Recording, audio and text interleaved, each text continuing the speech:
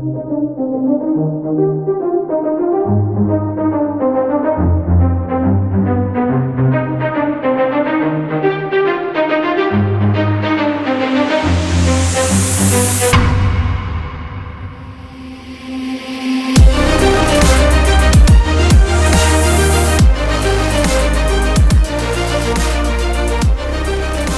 glad I hit record to us just sitting on our phones texting a friend for like 10 minutes. Beautiful. I'll cut off what you said before fading up the music.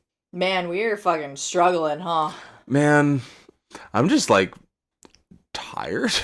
You even had the day off today, I had the day off, but motherfucker. I spent all morning editing a different podcast, and then I watched two not great films. Then I had a dentist appointment. And then shit with our landlord is happening. Ugh. So yeah, I'm a little sleepy boy. Well, to be fair, at this point, it will be at least 1 month of rent that they owe us. Yeah. Because whether or not we are taken out of the REAP program, we're already in it. Yeah, for like enough time that we'll get some money back from them. Yeah. As of like October, November I think. 20th. Oh, it was November? Yeah, I think that's when the letter said. Well. Now, getting that money is going to be the fun part.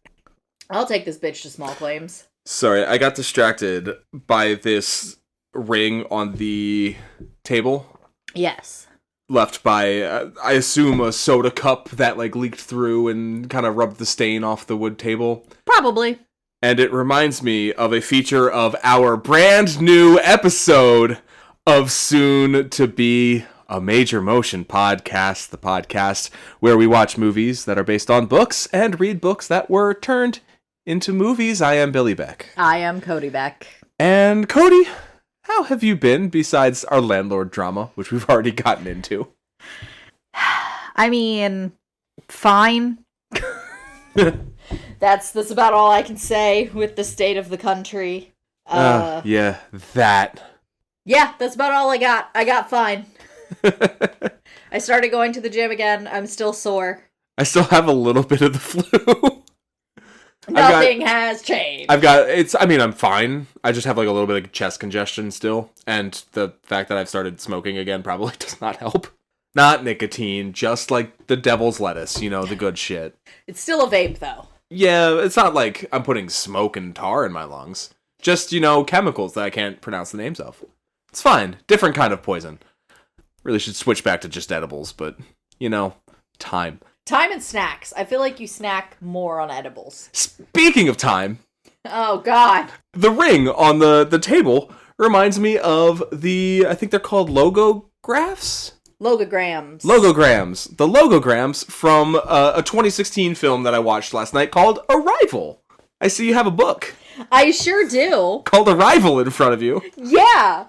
What's in that book, Cody? So Arrival was originally published as Stories of Your Life and Others, a short story collection by science fiction author Ted Chiang. And the short story of Your Life was the basis for the movie Arrival. Yeah. Minor correction. Originally published as Story of Your Life I have the name of it. Starlight 2 in 1998 was the collection. And then this is Ted Chiang's collection, originally titled Stories of Your Life and Other Stories. And others? Yes, Stories of Your Life and Others. Which was retitled Arrival in 2016 because it was soon to be a major motion picture. Boo. Oh my god, that's how we got it. It also says now a major motion picture with stills from the movie. They almost always say now a major motion picture now, and then like, fuck, why did I name the title? Why did I not name the podcast now a major motion pod? Because I'm an idiot. But yeah, how did you first come to know about Arrival or Story of Your Life, if you've heard of that first? I had no idea that the movie Arrival was based on a short story or any other work. I think, I remember hearing about the movie, and I remember enjoying the movie, because I think I watched it with you back in 2016? Yeah, I picked it up from the library when it came out. Because I was intrigued.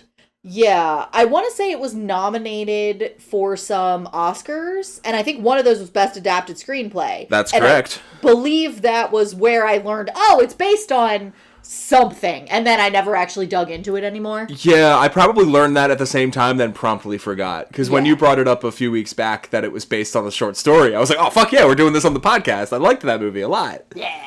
So, yeah, that was my introduction to it, was just the movie coming out. Yeah. Because, I mean, I'm not a particularly well-read science fiction reader. We talked about that on our last episode, which if you haven't listened to is 2001: A Space Odyssey. Please check it out. I'm actually really proud of that one. We got a compliment today. Oh no. Yes. People listen? Yes. Ah shit. Oh fuck. Ah jeez. A coworker said that you made a very compelling argument and made him want to watch 2001 again because he hates it. Oh no shit. And he wants to rewatch it with your compelling argument, and he'll probably still hate it. What was my compelling argument? Just the argument that you made on the pod. For just the movie. Like start 20 minutes in and then turn it off when the Stargate starts. And you'll get the gist. Because it seems like from the conversation we further had with this coworker, hi Jay, was that he just might not like Stanley Kubrick because he also didn't like The Shining.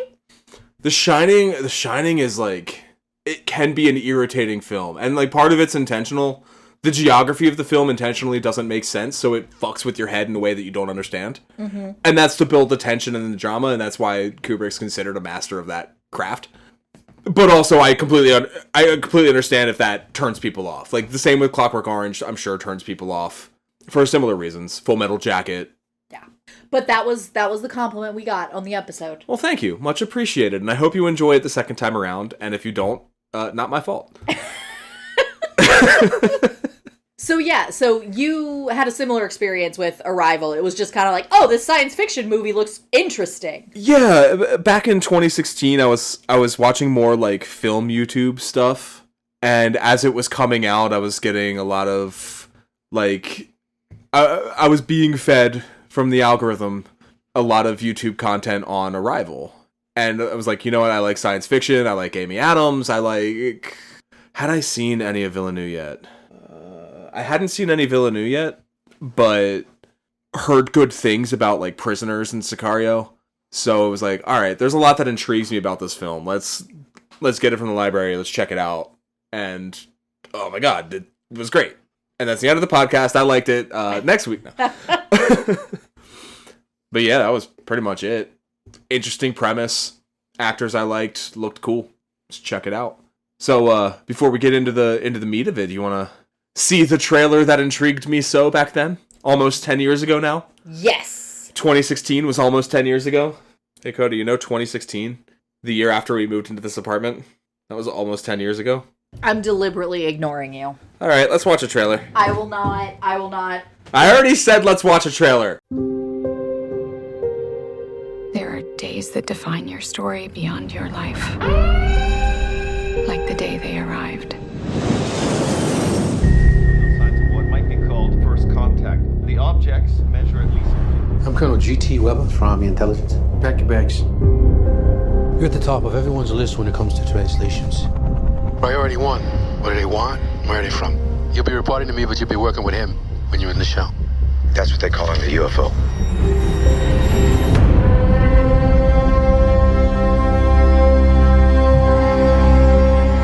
Who's being carted off in the medevac? Not everyone is wired for what you're about to do. So what do they look like? You'll see soon enough. Every 18 hours, a door opens up. That's where we go in.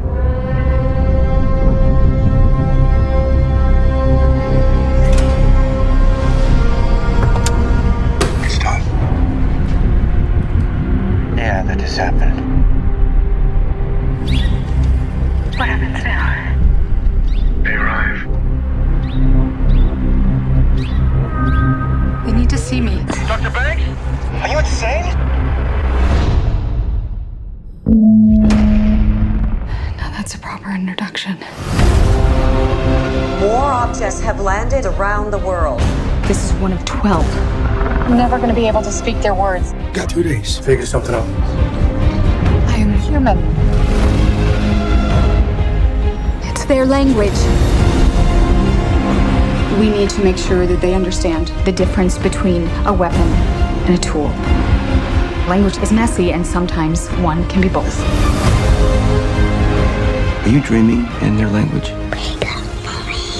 It's possible they're prodding us to fight among ourselves. This is just a way to force us to work together for once. It's more complicated than that. How is it more complicated? Russia just executed one of their own to keep their secret. Got 21 hours Before they start global war. So how do we clarify their intentions? I go back in. Why does this feel worse?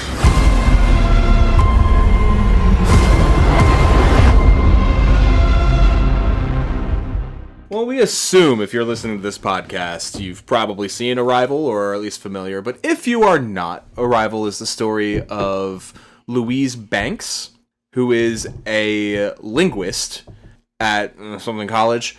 And she gets brought in by the government when 12 alien spacecrafts land around the world.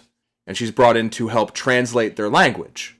Initially, they give her an audio recording, and then when she goes and visits with the aliens, learns mostly their language is a visual medium told in circles, which can be read palindromic, forward and backward. They kind of exist out of time in the way that they exist. And through learning this alien language, she can begin to see her own past and future and visit moments in her future. And she uses this to stop the Chinese government from shooting down one of the alien aircraft. And she's telling this story to her daughter, who dies at a young age, and she knows that's going to happen before she has the kid. Which introduces a very fun moral dilemma. Do you want to start there, or do you want to talk about timey-wimey shit? So, let's talk about the moral dilemma, because it's a little bit different in the book. Okay. The one major change that I am aware of from page to screen is her daughter dies in a rock climbing accident when she's 25 in the story. It's an accident, not an illness. And she has a much longer life than she does in the movie. I feel like the illness element ups the emotional ante a little bit, and I kind of prefer the accident.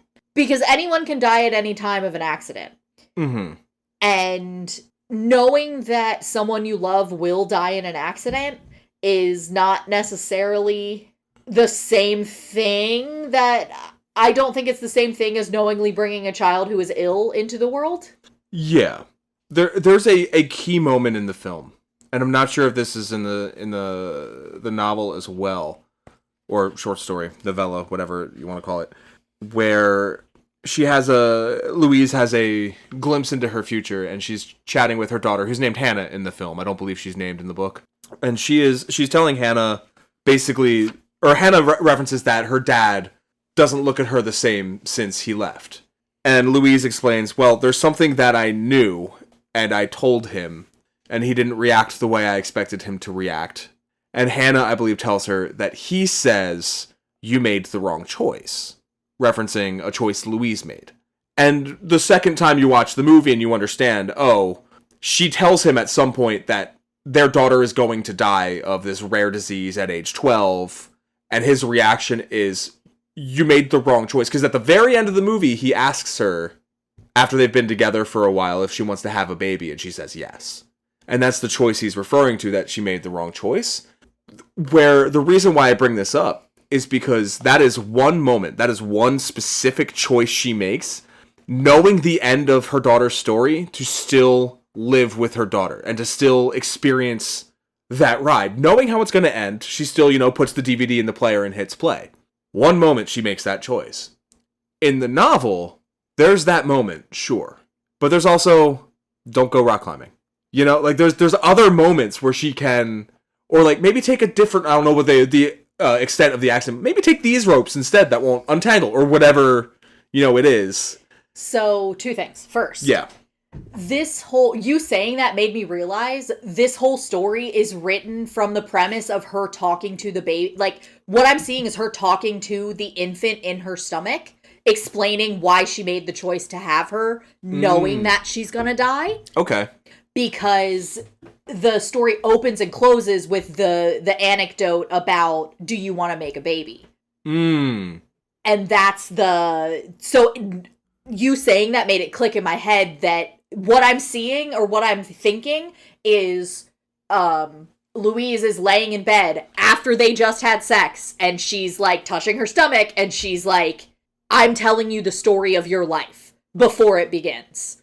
But also it's already happened. Mm-hmm. So you brought up the don't go rock climbing thing. Yeah. When you're 3 and we're climbing a steep spiral flight of stairs, I'll hold your hand extra tightly.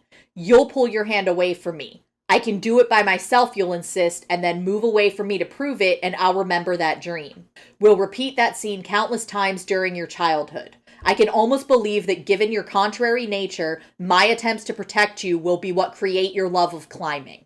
First the jungle gym at the playground, then trees out in the green belt around our neighborhood, the rock walls at the climbing club, and ultimately cliff faces in national parks. So, there's a whole bit where she tells the like story about the Book of Ages and how anyone who reads the Book of Ages knows that stuff is going to happen and there's nothing that they can do to stop it.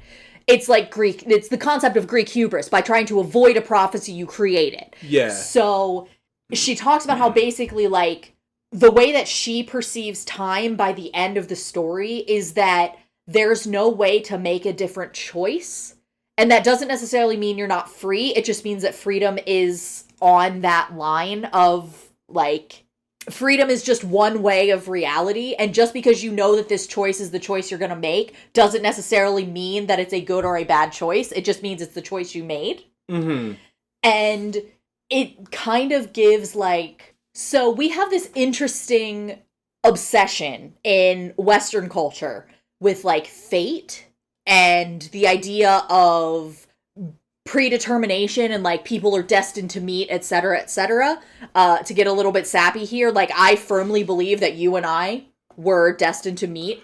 I know I told you this once before, but probably not on the podcast. I'm pretty sure I saw you in a dream before we ever met. That's cute. Yeah, I know. It's gross, right? Right, audience? If you want to tell me how gross it is, send an email to soonmajorpod@gmail.com. I mean, okay, well, you were vulnerable, so I'll be vulnerable. I remember the first time we met. I've told this story a million times before, and you were there, so you obviously know it. But basically, you were walking across the amphitheater with your roommate, and a guy approached you, and he had pizza. And your roommate was shorter. And... Not a stranger. I knew him for years. Yes, for the record. Different student. I know where this story goes. I need to specify. We were in choir together. We weren't, like, best friends, but we were good acquaintances. Yes. So, a guy approaches you with pizza, and your roommate, who was a little bit shorter and a little bit squatter than you were, beats you at jump ball for the pizza. That's not how I remember it. And I start laughing from across the quad. And you look over and we make eye contact, and it was literally like something clicked in my brain when we made eye contact, and it was just like something settled into place. So that's why I believe that, you know? And so we have this whole thing about... I just like how every time you tell that story, you neglect to mention that, like, while I was approaching, I saw you and went, oh no. I did. And then, oh, pizza! Because I was hungry. I didn't notice you noticed me. No, I noticed you. But I also noticed the gentleman you were with and thought, I don't want to step on his toes. Funny enough, I kissed him before I kissed you.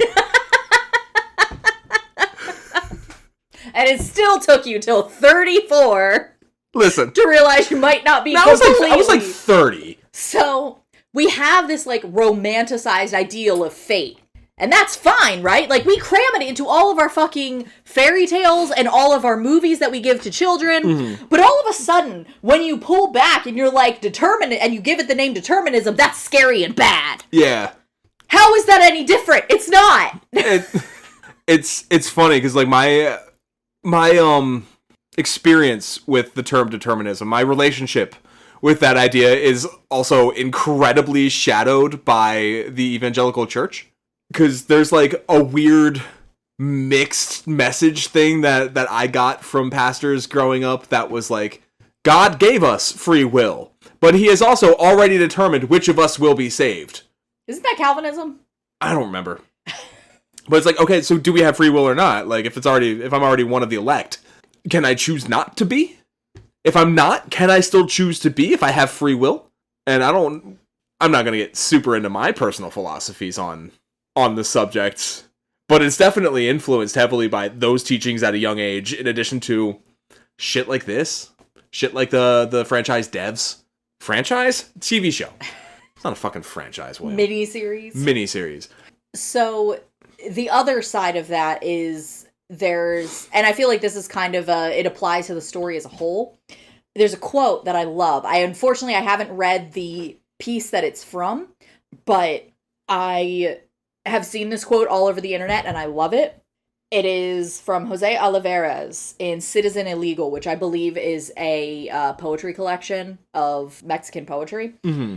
I killed a plant once because I gave it too much water. Lord, I worry that love is violence. That quote sums up how I feel about this, because you can make the argument that what Louise does is essentially an act of violence against her own daughter, because she knows how it's gonna go, and she still chooses to bring her daughter into the world so that she can be an object to be loved. Oh, that's kind of a dark read, huh? It's a little less dark in the movie, but still, like, it's a... I mean, I think it's the point that the filmmaker and author were trying to do is to get us to talk about it in this way. Because I don't think Villeneuve gives an opinion one way or the other whether or not she made the right choice. He offers two characters with opposite opinions, and you're liable to side with Louise because she's the protagonist, but that other option is there, and he's not necessarily an antagonist. What's his name in the book? I know it's different. I believe his name is Gary. I think it's Ian in the film. Yes. The Jeremy Renner character. I believe Ian is a character, but it's a different character. Because in the film, it's the guy who's doing the science side. Yes, he is. It's the same He character. is also a physicist. But there's also some slight differences in that there's a lot more of these objects in the book. I think there's 144. There's 9 in the US alone. Hold on. I need to do some quick math. 12 times 12. Thank you. I don't know why. I will always remember 12 times 12 as a gross. It's from a book where someone buys a gross of toothpaste. Because one of my questions I have is, what is the significance of the number 12? I believe it's 144. Yeah, because if it's 144, it's 12 times 12. Yeah. And in the film, there's 12. They have 12 pieces of this puzzle they need to cooperate with to work together. Her daughter is 12 years old when she dies in the film. Mm-hmm. So the 25 kind of takes away from that, but it's hard not to notice the patterns of 12s, right? Yeah. But also with 25, that's like when a lot of people consider you a quote-unquote real adult, and it's also like when you're commonly considered to be when your frontal lobe stops developing. That's not necessarily true, but like 25 has significance as like your first quarter century, you know? Like it's so much time, but it's also not any time at all. But it's also not 12. Yeah, it's not a child. Because I wanted to talk about what that could mean, and I think the obvious is time. And we denote time in sections of 12. Yep. There's 12 hours in a day, 12 5-minute segments in an hour, 12 months in a year, 12 years of fascism in the United States right now. I'm counting the fucking Biden years. Nothing fucking changed. Biden was like the Weimar Republic. The ratchet stopped moving so that it could ratchet further right in the next administration. I know what fucking happened. But yeah, like 12 is a very common... There's the 12 zodiac signs. Yep. You know, it's well, I guess there's 13 now, but I'm old enough to remember when there were 12. 12 for us. 12 for the olds. But yeah, that has to be intentional, right? That feels intentional for the movie, yeah. Yeah. And I like that too, carrying the 12 through. It also makes me think of just all of the other pieces of media that deal with time. Like, I'm thinking specifically the Story of an Hour, that short story that we were all read in, like, middle school, high school, about the woman who thinks her husband is dead, and she's really happy for an hour, and then the end of it, she finds out that, like, he walks through the door and she dies. I don't think I read that. That's, I believe it's Kate Chopin. It's been 20 or 30 years since middle school. I am 30 or 40 years old, and I do not need this shit. Yes. Timequake, like Kurt Vonnegut loves to play with time. Timequake's like that. Slaughterhouse-Five has some real timey-wimey shit. Not Cat's Cradle. What's the other one? his real weird shit. There is a reason I bring up Vonnegut. I don't remember. So there's notes on all of the stories in this collection in the end of the collection. And for Story of Your Life, the notes are that this story grew out of the author's interest in the variational principles of physics, specifically Fermat's principle of least time. And he specifies that he specifically left out the quantum mechanical underpinnings because he's more interested in the metaphorical elements of it. Mm-hmm.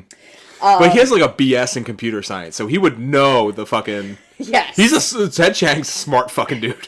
Yes. Reading Ted Chiang gives me the same vibe as reading, like, The Martian, in that the technical aspects of it are very, very specific. He did his fucking research.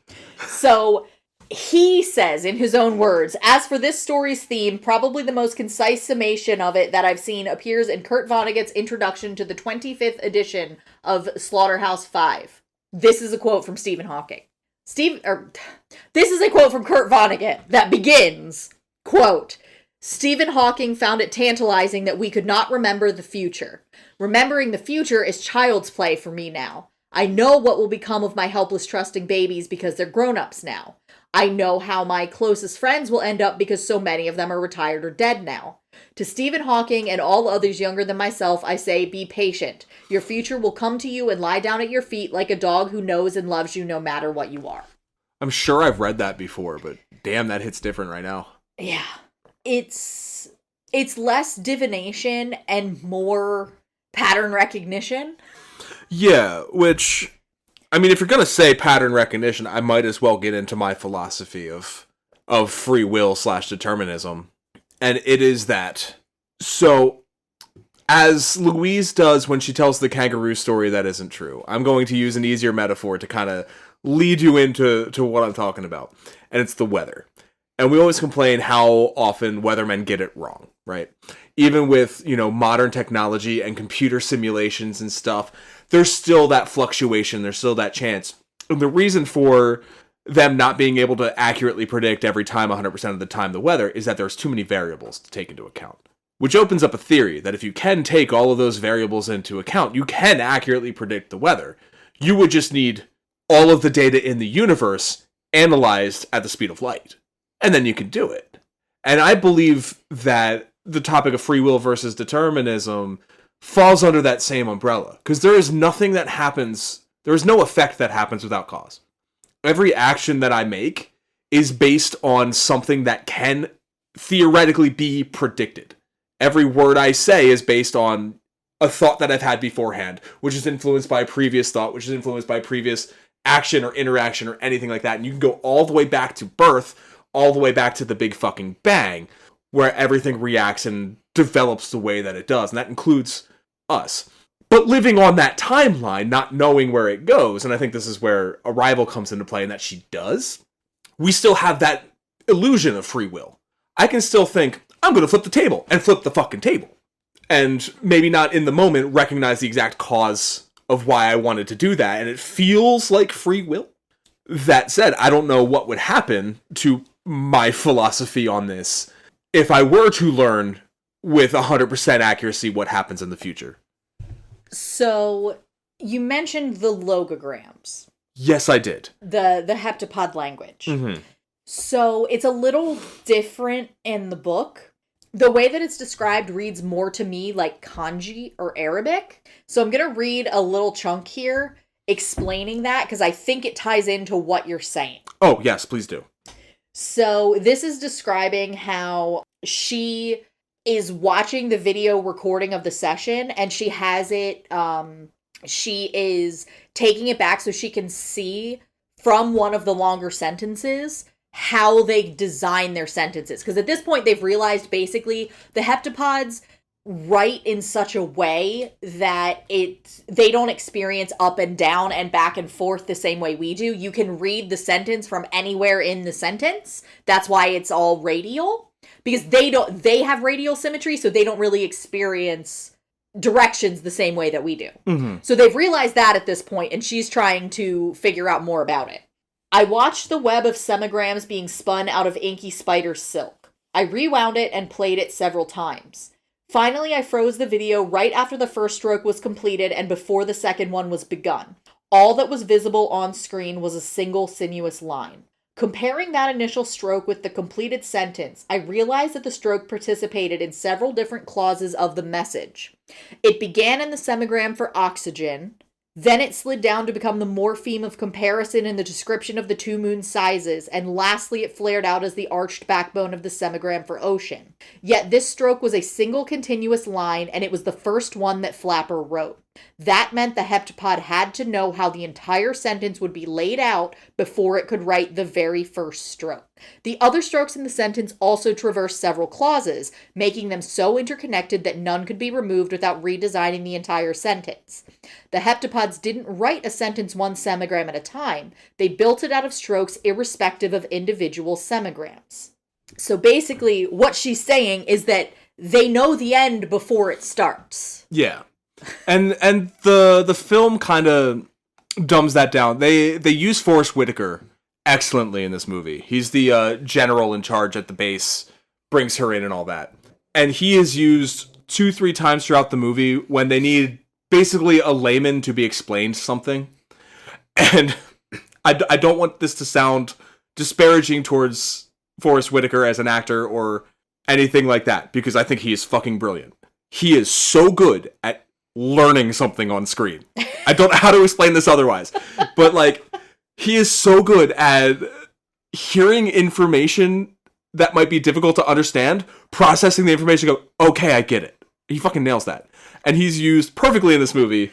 The way she explains it, I think it's to him at one point, is if you're trying to write a sentence using both your hands, with your left hand starting at the beginning and your right hand starting at the end and meeting in the middle, you need to know every single word of the sentence. You have to have it all in your head from start and spaced out. And that's how they perceive the world. So that's how their language is perceived. And this is a field of linguistics called linguistic relativity. And it's the Sapir-Whorf hypothesis that is mentioned in the film as well. And it's something that fascinates me on a personal level, because it's the idea that, so in, I think it's in ancient Greek or ancient Latin, they didn't have a word for blue necessarily. So like when the sea was a purple. So when the sea is described, it's the color of wine, but they don't have a word for it. And there's, I don't know about the truth of it, but there are theories that people who grow up speaking a language that doesn't have, certain words or certain colors, it's believed that these people do not recognize that those colors are different from other colors because they don't have the language to specify a difference. It's not true. They still perceive that, but they just don't have a word for it. Ditto, the classic Inuit have 17 words for snow, or my favorite language, film, because in English you read from left to right. When a character is progressing, usually in some sort of like chase or like metaphorical or literal chase, they move from left to right on screen. Journeys are from left to right on screen, and antagonistic forces move from right to left. In cultures in which they read from right to left, that's reversed in their film, because the progression goes from right to left and not left to right. So it's like that taken to basically an impossible degree is what the language of these characters is. Yeah, like what if time was literally, like, time is a dimension, but what if time was literally a dimension that we could experience the same way we experience directions? Yeah. Another example is in the Earth's Children series, when the character is learning to literally speak words, and she has only ever spoken essentially gestures. She doesn't grasp the concept of humor or lies. She just she recognizes what a lie is, but she doesn't understand that humor is based on saying one thing and meaning another. And when she grasps that, she finally understands language. Yeah. It's like The Giver. Yes. When he learns what colors are. Yes. Which I need to go back and reread that, because that shook me as a child, and I have not revisited it since. Maybe we should cover that on the pod. Oh, but then I'd have to watch the movie. Yep. Fuck. Damn it. I mean, we could swap. I'll watch the movie, you read the book. All right, you gonna edit too? No. Exactly. So, in the novel, as we're talking about words in the language, is the weapon, quote, quote, weapon tool that the heptapods are bringing to Earth, is it their language, or is it something different in the book? There is no weapon. That's all just for the movie? Oh. They really expanded the military conflict level in the movie, which I understand because it's there. It's clear. It's more done as like on the interpersonal level of the people that are working directly with the aliens understand that this is just like first contact level shit. And as they grow more and more like the aliens, as they start understanding the aliens more and more, they realize the like futility of even trying to express that to the military minds, because the military minds just kind of assume that they're trying to take advantage of us, they're going to fuck us over, etc. As they quote in the film, we answer to people whose first and last questions is, how can this be used against us? Exactly. And so that's all subtext in the novel. And the other thing is that there's no reason. You get no explanation for why the heptapods show up or why they leave. They just do. Oh, they straight up explain to her, like, all right, in 3,000 years, we need your help, but y'all gotta work together first, so figure this shit out. Yeah. Also, another minor change I think is funny. In the novel, the names that she gives them are not Abbott and Costello. She names them Flapper and Raspberry.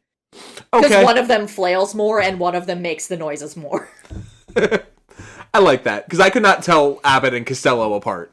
She could. She looks at his, like, fucking weird leg knuckles, and she's like, Costello, where's Abbott? What the fuck are you seeing?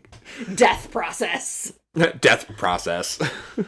I like how the first few sentences in that sequence are like, death process begin, and then like she's like, all right, so what are you doing here? And he's like, in 3,000 years, we need your help. It's just like perfect sentences, clear as day.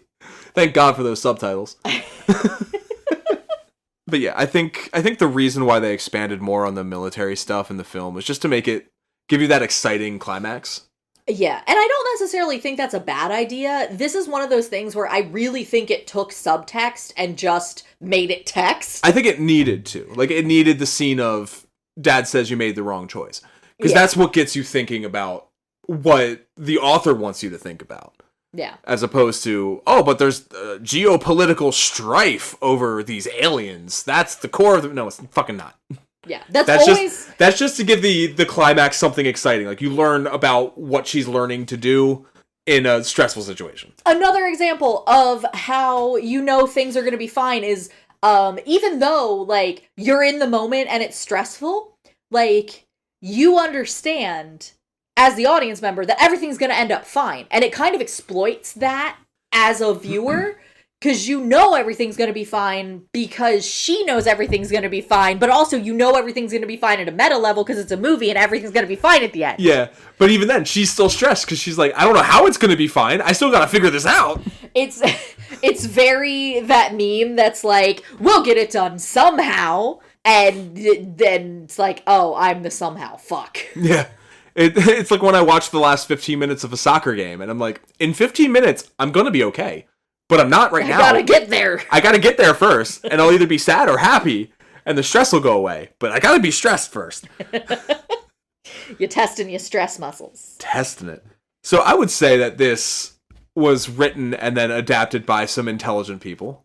Yes. We've got Ted Chiang, who I already mentioned has a BS in computer science from, was it Brown? From Brown. He's been writing sci-fi since he was 15. And he was actually named, and this I found terrifying until I read the article, he was named in Time's 100 figures in AI in 2023. And I went, oh no, what is this computer scientist doing in AI? And he was on that list because of his skepticism towards it. Beautiful. And I was like, fuck yes. Love this man. Because he's smart enough to know it's not fucking AI, it's a language learning model. He knows exactly what it is and what it cannot do. Yes. And he is very skeptical of it. And I fucking adore that about him. And now I want to read his shit more. I am going to read the rest of these. Because his writing is very, very accessible. Yeah. Speaking of intelligence, we also have Denis Villeneuve, who is the director of the film. Prior to this movie, he did like Prisoners and Sicario, and he also had a decent career in Canadian cinema. He's born in Quebec, so I think he was actually nominated for a foreign language Oscar before making Prisoners. Okay. And then basically he wanted to do a sci-fi film after Sicario, and they came to him with this script. And what has he done since? He's done Dune. He's done Blade Runner 2049. Was he both Dunes or just the first one? Both. He's working on Dune 3. He's also doing an adaptation of Arthur C. Clarke's Rendezvous with Rama. Okay. But he's also leaving sci-fi because he's the next Bond director, apparently. Sure. Which, fine. Great. He's also doing a Cleopatra film coming up. Interesting. Okay. Yeah, which reminds me, on the base as they're studying the aliens, is she the only woman in the book? Because it feels like she's the only woman in the film. She's definitely the only female named character. I mean, obviously there's her daughter, but her daughter doesn't get a name. She's just you. Yeah, the only people she interacts with are dudes. I was just curious if that was a filmmaker thing or an author thing. Well, I mean, you've got two military guys whose names I don't even remember. You've got Gary, who is the baby daddy, and then you've got the general. No, he's one of the two military characters. Oh. The other linguist. Oh, that she mentions but doesn't appear, or does he appear in the book? He does appear in the book. He appears at the last, because they're sharing information the whole time. Yeah. Between all of the sites. sites. I guess if there's more sites in the US, he'd be at a different site. Because the general she's like, are you going to go see what's-his-face? And he's like, maybe. And she's like, all right, ask him what the Sanskrit word for war means and how it translates. And then when he comes back, he's like, it says it's this, and it means something conflict something, and she's like, no, it means a need for cows. Which is also great. No, so all of the linguists basically are experiencing the same thing that she is, and they understand one another on a level that the people that are not in direct contact and learning this language, they're on a level with each other, essentially, because they understand this language and they understand the changes that are happening, that they're all just so totally chill with one another, because they've kind of moved beyond, petty grievances. Yeah, which is the point of First Contact. That's the dream of First Contact, is that the Earth governments all go, all right, we'll fucking chill. Because clearly, we've got bigger things to blow up. I mean, worry about. I mean, interact with. Independence Day. Yeah, there's not much. There's some of that, because there's a bunch of linguists on the base, and we do see some communication, but they reference, I think it's a linguist that the Russians kill, because he tries to, stop some stuff, and, we don't see a lot of that in it really, because they, like you said, they brought the geopolitical conflict to the forefront in the film. Yeah. Which I think, unfortunately, is more realistic, but also, considering that Ted wrote this in 98, or it was initially published in 98, pre-9/11, I understand why adding a little bit more geopolitical conflict might make sense in 2016 versus in 98. Yeah, but the thing is, he didn't write it in 2016. So the third person I need to bring up is Eric Heiserer, and he is the screenwriter for this. So he read the short story, fell in love with it, and unprompted, unfunded, wrote the screenplay. Mm-hmm. And tried to shop it around for years. I don't know if I got an actual date of when he wrote it, but I believe it would have been 08, 09, somewhere around there. It's still post 9/11. Still post 9/11, and post publication of Stories of Your Life and Others. Yeah. But well before the film came out. The thing is, he wasn't really... So I mentioned, Denis Villeneuve's career, right? And, the quality films that he's worked on and will work on. Yeah. So Eric Heiserer, his screenwriting career began when he sold the rights to the Dianea House, which is one of the internet's earliest creepypastas. Oh my god. It is about a haunted house that appears in multiple locations, and he told the story through blog posts of fictional people on blog sites. Okay, but that sounds fascinating.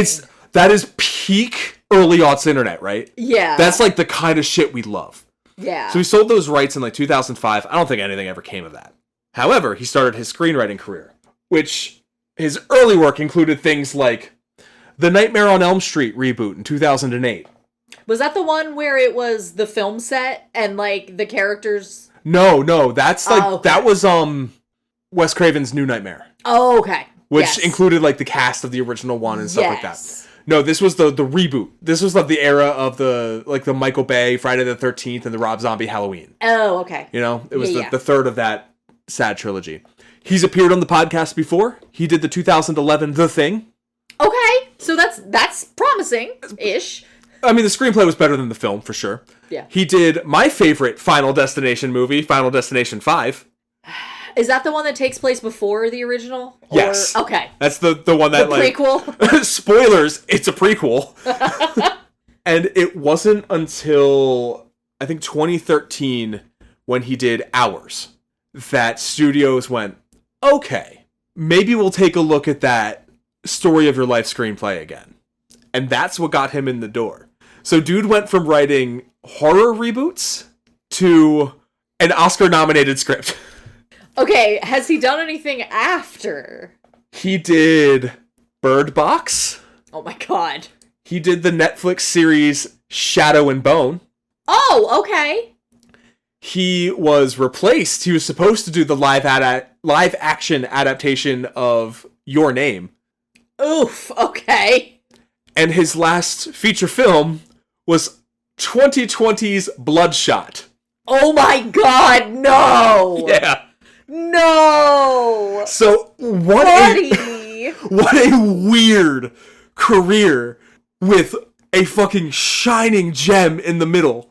The thing is, I did this research before I watched the movie last night, and with in mind what he would later do in his screenwriting career and what he did prior in his screenwriting career, there's a moment where a character goes, well, that just happened.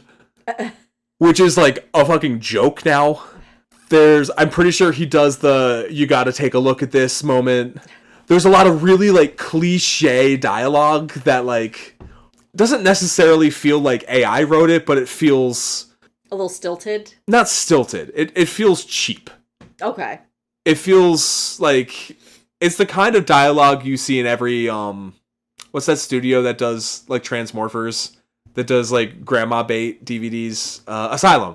It feels like the kind of scripts that like Asylum would buy. I know why my husband left me. Which like he got nominated for best adapted screenplay, but I think it's because he just adapted the story very closely and just did stuff to make it more cinematic.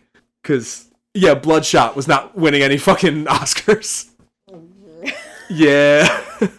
That's a movie that happened. Although I will say I did hear good things about Shadow and Bone. It suffered the Netflix kill. Yeah, it got axed after 2 seasons or whatever it was. Yeah. And I don't know if he's working on anything right now. Now I'm curious. Up to Eric. Oh, yeah. Yeah, that's the face I expected to see. Was he wearing a fedora? No. Oh. Wait, no.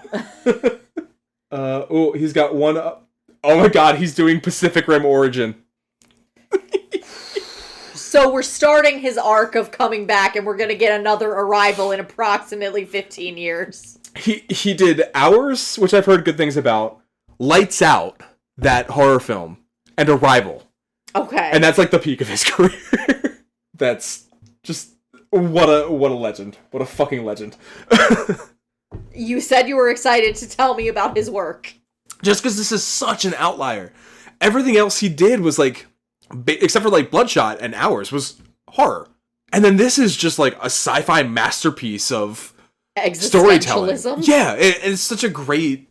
It's put together so well by Villeneuve, and it's just like a wonderful movie to watch. Amy Adams is spectacular in it. She does so much storytelling in her eyes in this movie.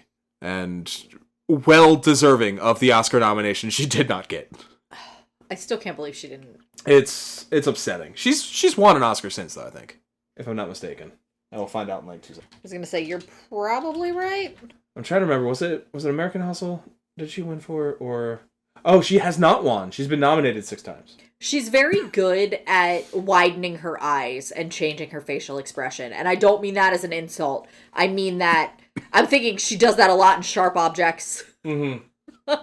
She was nominated for Junebug, Doubt, The Fighter, The Master, American Hustle, and Vice. And she has yet to win an Oscar. She will. She's too good not to at this point. Yeah. I already sung the praises of Forrest Whitaker. Jeremy Renner's there. He's charismatic and charming. He's what he needs to be. And he has that, like, vague, military-esque vibe. I hate his character at the end, though. The whole getting mad at her for her telling him that, like... It's not that he's mad at her for telling him. That I understand.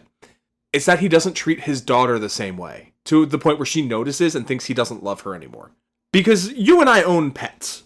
We know the timeline is limited. Toby's only going to live 70 or 80 years.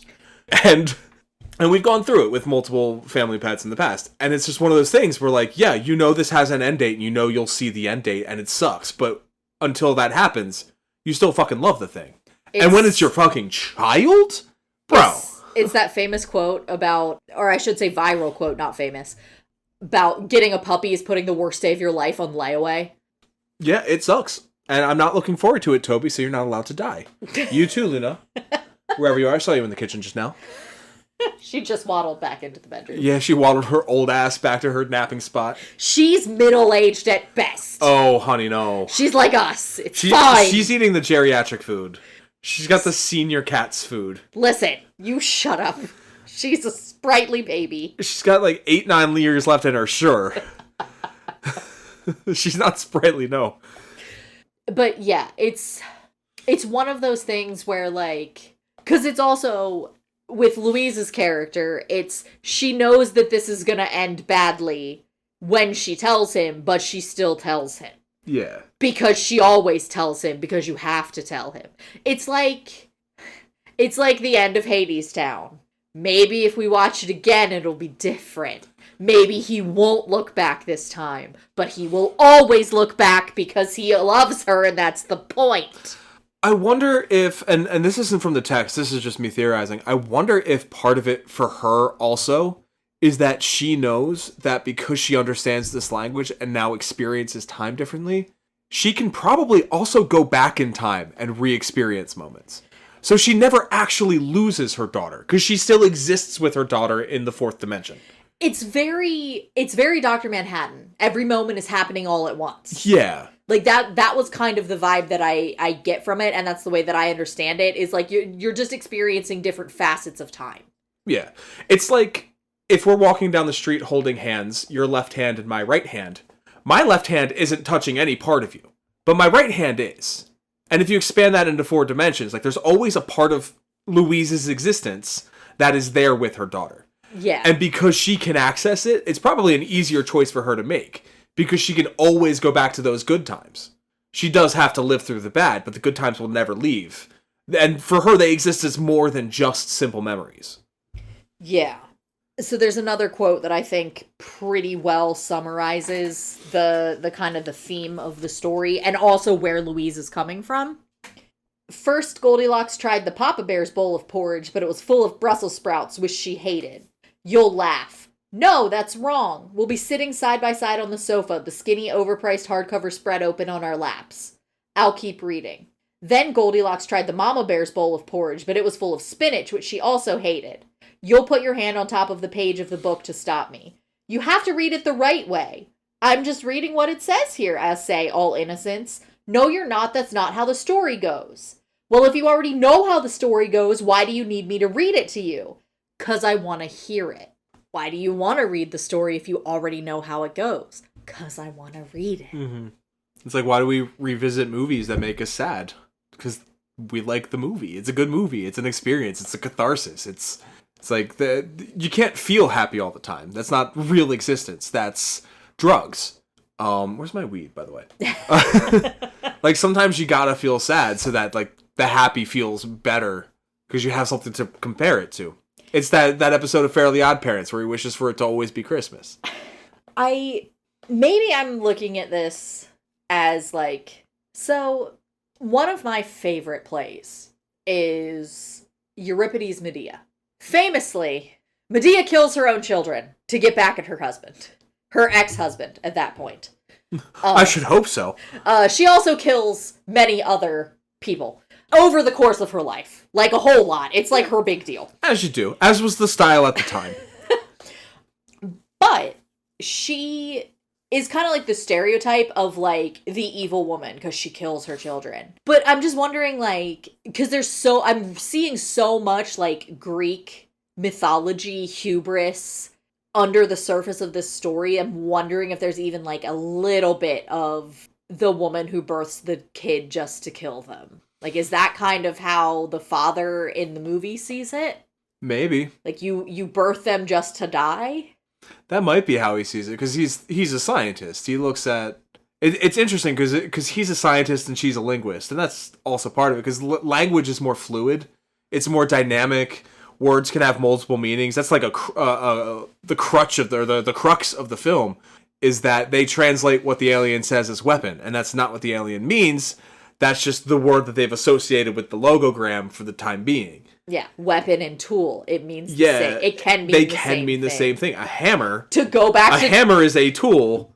To go back to 2001, they learn that the very first thing they use is a tool, and we call it a tool, but it's also a weapon. Yeah, and that's the thing with language. Whereas with science, it is A plus B equals C. Science is just application of math, and math is hard-coded into the universe. It is what it is. And he sees, you gave birth to a child that you knew will die. Whereas she sees the beauty of, I get to spend this child's life with her. Yeah. There's still a beauty in that, and there's a joy to be had in that, regardless of the end. And coming from a writer who has a BS in a science, it's computer science, but still like, you know, applied fucking math. Yeah. And that's such an interesting read. Like, it's a real like lens into the dichotomy of Ted Chiang's brain, you know? Yeah. Where he can see both sides of the equation and chooses the one. He chooses the human side. I do think that it's important to point out you never know how her father feels about it, or if her father even understands what's happening, or if this is just something that Louise is experiencing in the story. It's funny, because in the sections where she's talking to her daughter, she always refers to him as your dad, your father, whatever. In the sections where the story is happening, like time is progressing, his name is Gary. Mm-hmm. And so it's like, when she's telling the story of how this happens, I think the first time where those two merge is the "do you want to make a baby?" That's the first time. The first time you see it, she says Gary is doing this, and then he says this. And then the second time when you go back to it at the end, it's your father. And so that's kind of like where it marries, and you see like that's where the circle closes, because the story begins and ends at that point. Yeah. Yeah, the film does it kind of similar. You never see him in the flash forwards. Yeah. And it's not until like the very end when he asks that it clicks like, oh, it's him. It's been him the whole time. But if you know that while you're watching it, the editing like adds extra like moments of emotional damage to the audience. Yes. Because she'll have a moment where like she's having a conversation with her daughter about him, and then she wakes up from it and he's there and he's like, are you okay? And he's being so sweet to him. And like, no, I know what a jackass you are in the future, you dickhead. Yeah, she actually has a dream about the kid. She has a dream about her daughter dying the first night they sleep together. Oh. Yeah, and it's she describes it, and it's a recurring dream that she has where basically they're rock climbing, but her daughter is in a carrier on her back when she's about 3, and her daughter climbs up and climbs out of the carrier and falls. And, like, that's the recurring nightmare she has about her death, because she knows. Yeah. Yeah, no, we just get sad, bald child on a medical bed in the film. Why is that just, like, shortcut is always sad, bald child? Fucking Godzilla has a sad, bald child. It's because it's very easy to visually say what's happening and take 0 time or dialogue to do so. Yeah, that's true. It's just a lot easier. I have some trivia bits if you want to hear them. Yeah. Some fun little things. Trivia. So they shot this in Quebec. The reason being was that if they were to shoot in Montana, the size of the mountains would dwarf the ship, and they wanted the ship to look bigger. I think the real reason is that Denis Villeneuve is from Quebec. He wanted to sleep in his own bed. He just wanted to go home. Listen, which is fine. Respect. Like the college they shot in fucking Montreal. Fine. Do your thing, man. Fucking M. Night Shyamalan films everything in Southeast Pennsylvania because that's where he's from and that's where he wants to be. All the power to you. I ate at the Diner from The Happening like all the time when I was in high school. That might have been too much information, actually. That is easy to find out what high school I went to now. We said earlier that Ted Chiang like writes like he knows his shit because he clearly does. Mm-hmm. Villeneuve made sure that they knew their shit. So at least 9 different experts in fields of phonetics, linguistics, and computer science were on board during the production to make sure that things were as accurate as they could get them within the confines of the story. 2 names that popped out multiple times were Jessica Kuhn, who's a linguist, and she focuses on indigenous language. And I started reading the Wikipedia article on what she actually does and immediately did not understand a word of it. But it has to do with syntax and how it can change. In some languages, there are multiple like levels of syntax or grammar. Mm-hmm. And the other name was Stephen Wolfram, which you should know the name Wolfram. From Wolfram Alpha? Because I used to use Wolfram Alpha. He's a computer scientist who is, to me, best known for Wolfram Alpha, which is like a Google for data. Which is like, if you put math into it, it gives you the answer and explanations why. It can also give you like hard data from like censuses and stuff like that. Like, if you put names in there, it will tell you like how much a last name is used and where in the world it's used and its origins, stuff like that. It's not going to take you to websites or help you find more loosey-goosey things. And as far as I'm aware, I haven't been on in a while, it's not going to give you an AI response that's inaccurate at the top. So it's an interesting website to use. But he was on board to confirm scientific accuracy. So they put the fucking work in to make it as realistic as they could. Except for the CGI. Okay, so her hair when she's in zero gravity looked like shit. It probably was not rendered in 4K. There is definitely a scene where her face in her hazmat suit, which her face is, live action, but the hazmat suit is CGI.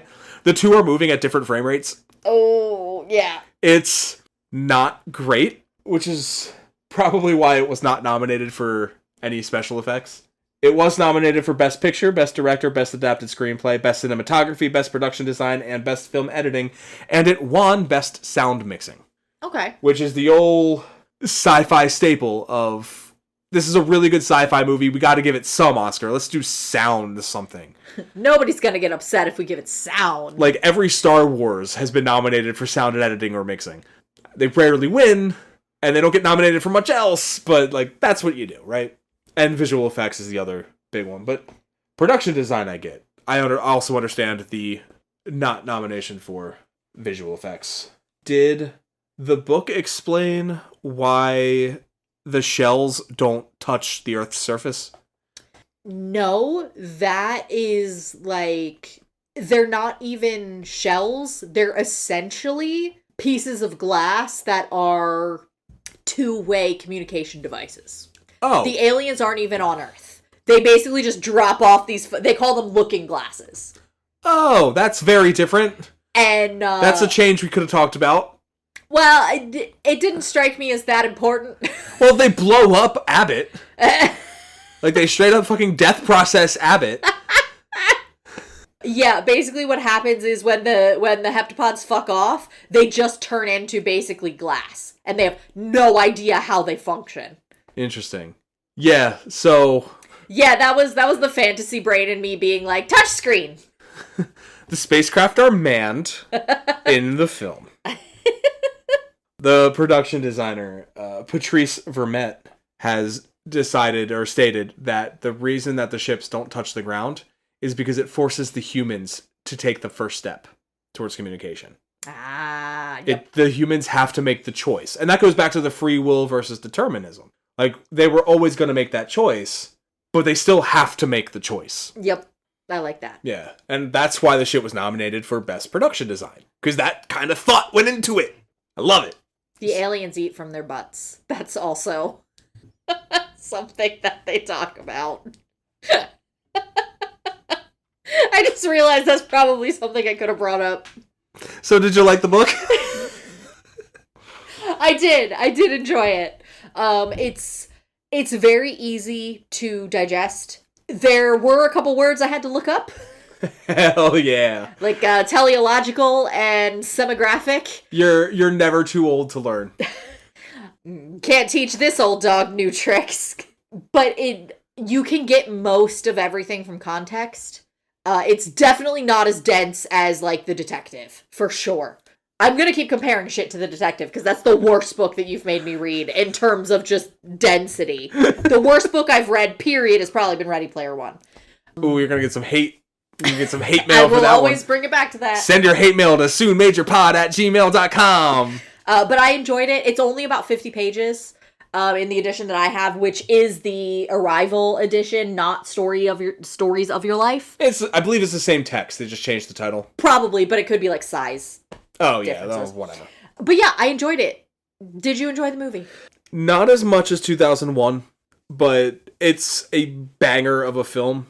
And part of it is because, and I talked about this way back when we did The Time Machine, I fucking love time travel stories, and I like thinking about the logistics of it and how it could possibly work in our world. And this is it's a new look at the idea of time travel, in that she's not physically moving to another time, but she's experiencing a different part of her life and learns how to do that. And I think that's a really fascinating, like, thought experiment to think about, Yeah. And the only other movie I can think of that does something similar is Butterfly Effect, but he can change things. Although I guess technically she can change things, because when General Chiang gives her his private number, she's like, I did not know your number. And he's like, well, you called it 3 years ago. Here it is. Yeah. It's, like he says, I don't claim to know how your mind works, but I think it's important that you see this. Exactly. What did I say? She Slumdog Millionaired it? She Slumdog Millionaired the phone number. Like, that's she Slumdog Millionaire non-zero sum game. Yes, that's what it was. Which Slumdog Millionaire is another example of, like, the same kind of, I guess, way of looking at time and memory, except Slumdog Millionaire only goes backwards and Arrival goes forwards. Yeah. But yeah, it's a very well-made movie. I've pointed out, like, the script isn't the best script in the world, but it's adapting a story that clearly the screenwriter loved, to the point where he spec'd the script on his own and shopped it around for years before it got bought. So there's love in the script and love for the subject material, and the direction is top-notch, the production design is top-notch. It's an iconic enough, the shell is an iconic enough image that it is the image for the movie on my 100 movie scratch-off poster. Yeah. You're right there. Yeah. Highly recommend. Great film. Pretty short, too. I think it's like an hour 45, something like that. Yeah, I was shocked that Paced really well. Like, it... And I also love the sequence in the middle of trying to learn the language. Like, I think that's really interesting. Like, her explanations of, like, okay, the goal you want to get to is asking this question. First thing we need to know is, do they know what a question is?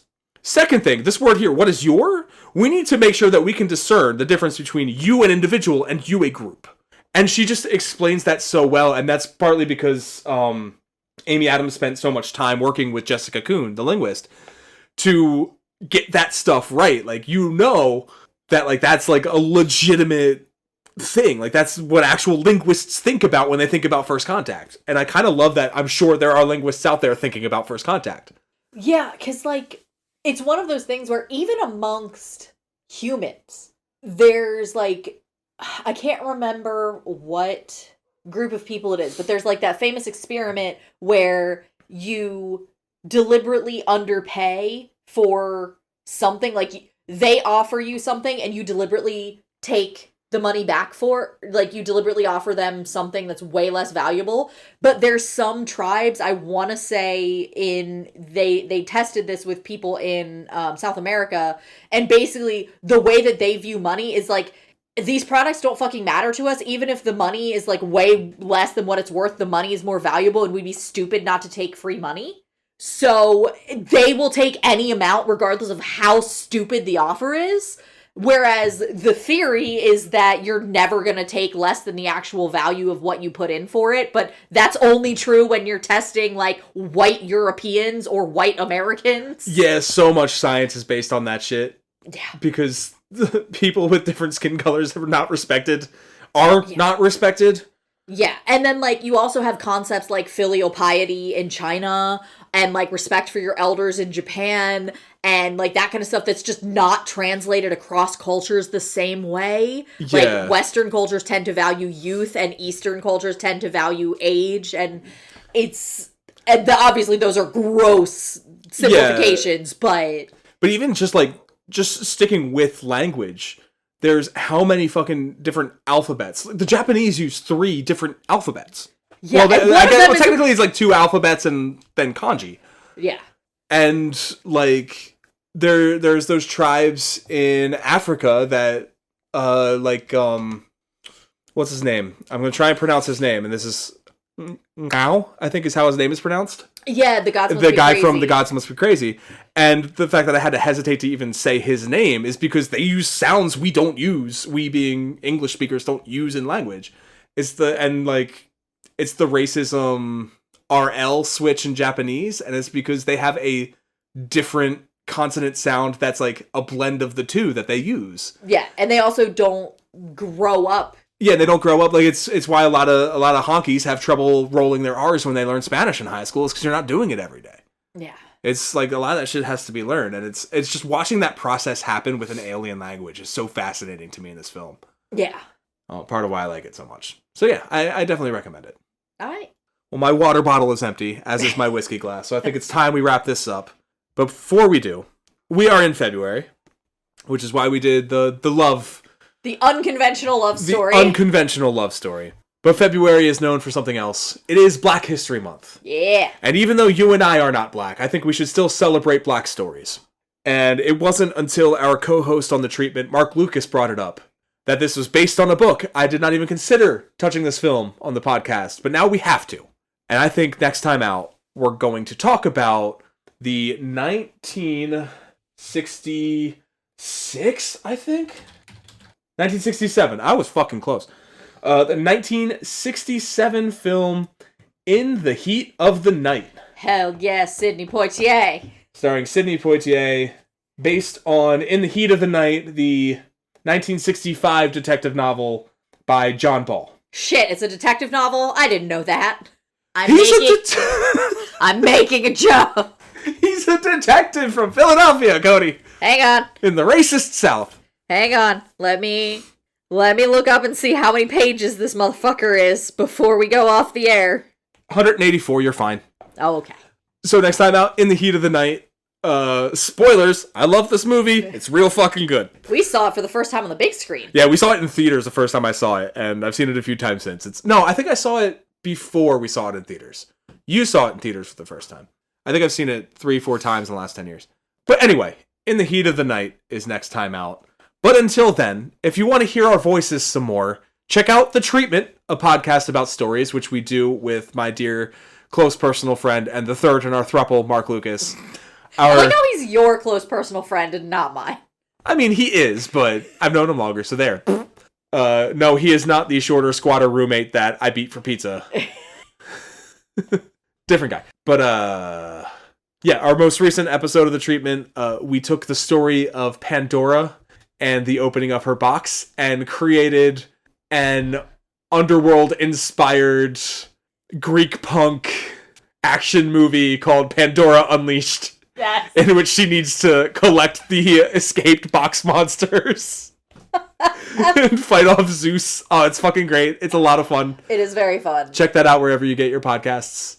You can also send us suggestions, complaints, comments to soonmajorpod@gmail.com.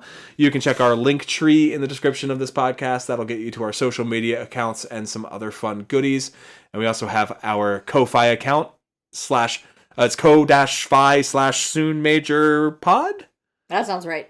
And if you want to throw a buck or two our way to help keep this podcast on the internet airwaves, we would greatly appreciate it. I can promise that all proceeds go towards our hosting fees, which I am still paying out of pocket because we have made no money on this podcast. Yeah. You like those no ads? You like it? You want it to stay that way? Actually, if I find out that Spotify is putting ads in this podcast, I am going to sue the ever-loving Jesus out of them. Ditto YouTube, motherfuckers. Well, that would involve somebody watching our podcast. Hey, we have downloads sometimes. Am I gonna pull up the stuff on air while we're talking so I can see how many people listen to this shit? We have 2,500 all-time downloads. That's actually a lot. The Scorpion King. What? What in the ever-loving... We had 78 downloads on January 23rd. Why? I don't know.